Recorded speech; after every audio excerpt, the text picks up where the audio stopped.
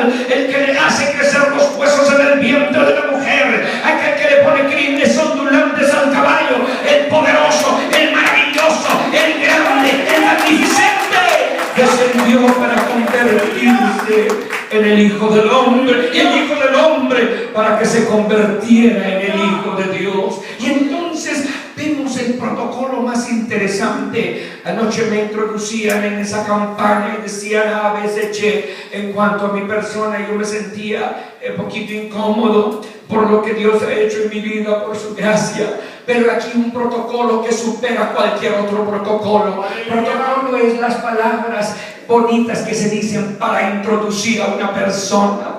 Nació en Belén de Judea y comenzó, aleluya, su encarnación, y luego el protocolo lo da Juan el Bautista. Estaba bautizando en el río Jordán cuando de repente ve una silueta que se aparece cerca del río Jordán, caminando con gallardía, caminando con seguridad, caminando con certidumbre, aleluya, y se aleja y se asusta Juan, y creo que suelta al candidato bautismal y dice: ¡Hey, ladies and gentlemen! Bueno, no hablaba inglés, hebreo. ¡Aleluya! Todo el mundo, atención, miren allá, miren allá, he aquí el Cordero de Dios que quita el pecado del mundo, a su nombre. Y entonces el Cordero, hablo mi primera perspectiva, la vida y la muerte del Cordero, empieza su trabajo en la tierra y comienza a ayudar a la humanidad y comienza a bendecir a la humanidad. Y llega el momento de su ataque en el desierto de Judea, de su ataque en el huerto de Getsemaní, pero ahora ya en la cruz del Calvario. Lo llevan a la cruz, a la cumbre del monte Calvario. Una tarde Jesús ascendió, escribió Romero, y lo llevan por la vía dolorosa. Y Elizabeth y yo hemos caminado por esa vía dolorosa varias veces. ¡Aleluya! Un lugar horrible, de piedra, donde el Señor tenía que cargar la cruz pesada sobre sus hombros. Temprano por la mañana Jesús, magullado y golpeado, deshidratado y extenuado por una noche sin dormir, es llevado a través de Jerusalén a la fortaleza de Antonia. Allí fue como respuesta a los gritos de la multitud que Pilato ordena que suelten a Barrabás y azoten a Jesús y lo condenan a la crucifixión. Le quitan su ropa, hacen que sus manos se pongan detrás de su cuello, amarran sus manos y el verdugo aparece con un látigo corto con varias tiras de cuero, que al extremo del cuero tenían esferas de plomo atadas al final de cada tira, y luego agarran ese látigo pesado y lo lanzan con ímpetu y con fuerza sobre los hombros y la espalda de Jesús y las piernas de Jesús. Por sus llagas hemos sido nosotros curados. Aleluya. Al principio esas tiras cortan solamente la piel, pero al continuar el flagelo cortan más profundo hasta llegar a los tejidos subcutáneos, y luego producen una hemorragia increíble, reventando las arterias y los vasos sanguíneos de los músculos de Jesús. Finalmente la piel de la espalda cuelga en tiras y el área entera de su espalda es una masa horrible de tejidos sangrientos y desgarrados. El centurión le habla al verdugo y le dijo: ya déjalo, yo creo que ya se murió, y lo empujan y cae sobre el pavimento de piedra, empapado en su propia sangre. Los soldados romanos se burlan de él y le tiran un manto diciendo: he aquí el rey de los judíos. Luego cogen una rama que tenía espinas puntiagudos, la rodean, la vuelven como corona y se la incrustan sobre su cuero cabelludo para que simbolice un reinado del cual ellos se burlaran. Sobre la cruz lo atan a una pesada viga que era la cruz. A sus hombros la procesión avanza por la vía dolorosa.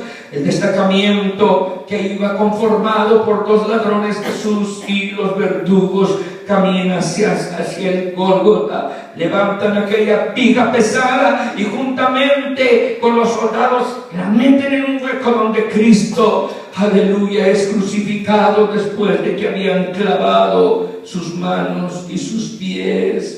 El Señor siente el dolor en su cuerpo, siente el desgarramiento de ese suplicio, Ay, lo levantan y dice ahí arriba el título: Jesús Nazareno, Rey de los judíos. Sufre horas de dolor, calambres que doblegan y desgarran las coyunturas. Sufre momentos, dolor y calambres intermitentes que mueven su cuerpo, lo asfixian.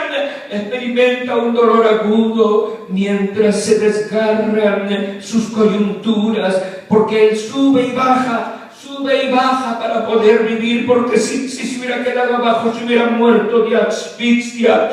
Continúa su agonía por el suero que lentamente llena el pericardio de su corazón y lo comprime. Entonces el corazón de Jesús se esfuerza por bombear sangre espesa hacia los tejidos, esos maltratados pulmones, que hacen un esfuerzo terrible para encontrar un poquito de aire, para que pueda respirar. Dice: se tengo, pero ya en una voz entrecortada dice: oh, se tengo, sintiendo los estertores de la muerte y el escalofriante frío de la muerte avanzar sobre su cuerpo. Empuja hacia adelante su cuerpo desgarrado en contra del madero. Respira profundamente y emite su último suspiro: Padre, en tus manos encomiendo mi espíritu. Aleluya. Y muere en la cruz del Calvario por nuestros pecados. El precio de nuestra salvación es su sangre preciosa. Hay poder en la sangre de Cristo vertida en la cruz. Hay poder en la sangre de Cristo vertida en la cruz del Calvario. There is power in the blood of Jesus. Shed on Calvary on behalf of my sins. Somebody praise him this morning. And I tell you, el Cordero y su sangre derramada. Aleluya, la sangre de Cristo. Yo estaba mirando la televisión, las noticias hace 2 días, creo, cuando sale en Univisión la mención del famoso manto de Turín, the Shroud of Turin, que dicen que es la sábana que envolvió a Cristo cuando él estaba saliendo de la cruz del Calvario para ser enterrado. Y comienzan a decir que con pruebas de carbono 14 y avances científicos quieren descubrir si en realidad ese manto le pertenecía. Y aquí está lo sacrílego, aquí está lo atrevido, aquí está lo blasfemo, queriendo decir que en ese manto está impregnada la sangre de Jesús, queriendo analizarle en un laboratorio. Y después de comentarios ridículos, sin fundamento, sin Biblia, dice la locutora, hemos descubierto que no hay referencia genética de la sangre de Jesús. No la hay y no la habrá, porque la sangre de Jesús no se quedó en un manto de Turín, porque la sangre de Jesús fue derramada por la humanidad para que tú fueras salvo, para que te lavara a ti, para que te lavara a ti, para que te lavara a ti. La sangre de Cristo tiene poder. No está en el manto de Turín. A su nombre, gloria. A su nombre, gloria. La sangre nos reconcilia, Colosenses 1:20. La sangre nos justifica, Romanos 5:9. La sangre nos redime, Efesios 1:19. La sangre nos acerca, Efesios 2:13. La sangre habla de mejores cosas. Aleluya, aleluya, aleluya. La sangre de Abel se cayó cuando Caín lo mató y le dijo Dios a Caín: la sangre de tu hermano clama a mí desde la tierra. Hebreos capítulo 12 versículo 24, el escritor sagrado dice: la sangre de Cristo es superior a la de Abel, y la sangre de Cristo habla de mejores cosas. Yo soy un teólogo relativo y decía: ¿qué cosas? Y el Señor me decía: la sangre de Cristo habla de misericordia, misericordia. La sangre de Cristo habla de misericordia, habla de misericordia. Tú me estás esta mañana porque quieres o te propusiste. No es del que quiere, no es del que corre, es de quien Jehová tiene misericordia. A su nombre, gloria. A su nombre, gloria. La sangre de Cristo nos hace perfectos para toda buena obra. La sangre de Cristo nos limpia de todo pecado. Y Jesús murió, el Cordero y su sangre, el Cordero y su muerte, el Cordero y su funeral, porque lo descuelgan de la cruz del Calvario, lo envuelven en una sábana que no es la que quedara, ahorita les explico, pero lo ponen en una tumba, lo ponen en una tumba. This pastor does not believe in cremation.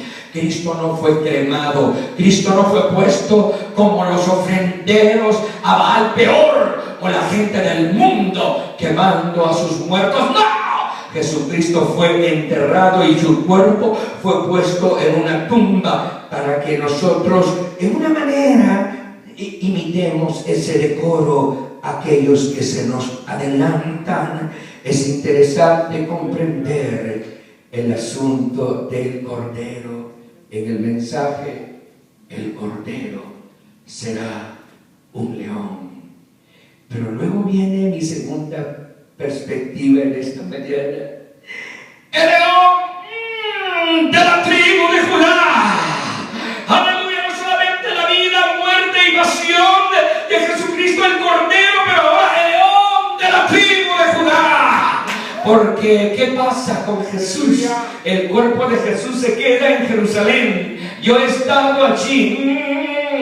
This is good, listen to this truth. Aleluya, el cuerpo de Jesús se queda en Jerusalén, pero su espíritu desciende a los infiernos para dar testimonio a los espíritus encarcelados de la misión que gestión el Padre le había dado a Jesucristo. Y es necesario que comprendamos que Él testifica de su obra cumplida, y en esos 3 días y 3 noches que Él está en el Hades, aleluya, testificando a su espíritu, es justificado, dice la palabra, justificado en el espíritu, porque hay un proceso legal de absolución en el mundo, en el universo. Dios tiene carácter moral y Él tiene que hacer una justicia que trascienda las edades, y Él tiene que descubrir y tiene que declarar ante el universo que lo que Jesús era, aleluya, era un justo. Él no tenía culpa, Él estaba llevando el pecado suyo y el mío, pero Él era inocente y sin pecado. Entonces hay una corte universal donde se trata el asunto, y finalmente se escuchan en parlantes tremendos que llenan los espacios.